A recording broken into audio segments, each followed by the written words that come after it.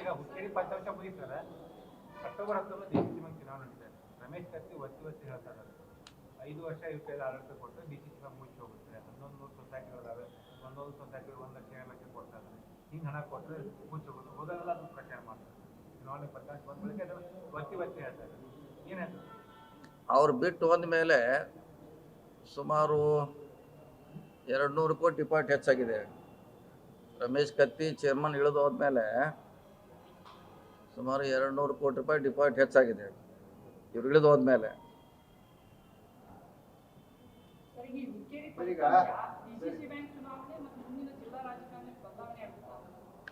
ಇದು ತಾಲೂಕಾಗೆ ಒಂದು, ಅದು ಎಲೆಕ್ಟ್ರಿಕ್ ಸೊಸೈಟಿಗೆ, ಇದು MLA MP ಜಿಲ್ಲಾ ಪಂಚಾಯತಿ ಆಗಿದ್ರೆ ಅಸೆಸ್ ಮಾಡ್ಬೋದಿತ್ತು. ಇದು ಅಷ್ಟಕ್ಕೇ ನಾವು ಸೀಮಿತ ಇಡಬೇಕು. ಎಷ್ಟು ಹುಕ್ಕೇರಿಗೆ ಮಾತ್ರ, ಹುಕ್ಕೇರಿಯಲ್ಲಿ ಮಾತ್ರ ವಿಜಯೋತ್ಸವ, ಜಿಲ್ಲೆಗಲ್ಲ.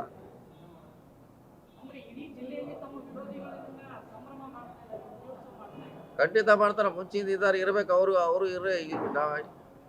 ನಾವೊಂದು ಸಾರಿ ಭಾಷಣ ಮಾಡಿದ್ದೆ ನಮ್ಮ ಮನೆ ಚುನಾವಣೆ ಆದ್ಮೇಲೆ ಎಮ್ಕನ್ಮಡಿಯಲ್ಲಿ.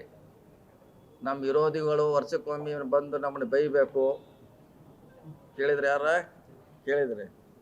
ವರ್ಷಕ್ಕೊಂದು ಸಲ, ಯಾಕಂದ್ರೆ ನಮ್ಮವರು ಮಲಗಿರ್ತಾರ, ಬಂದು ನಾವು ಬೈಬೇಕು.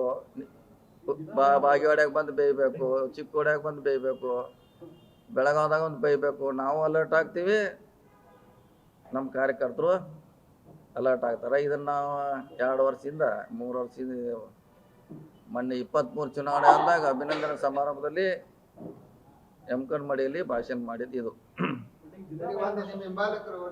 ಬೆಂಬಲಿಗರು ಹೇಳೋದು ಒಂದು ಮಾತೇನಂದ್ರೆ, ಎಲ್ಲ ಸ್ಟ್ರಾಟಜಿ ಉಪಯೋಗ ಮಾಡಿದ್ರು.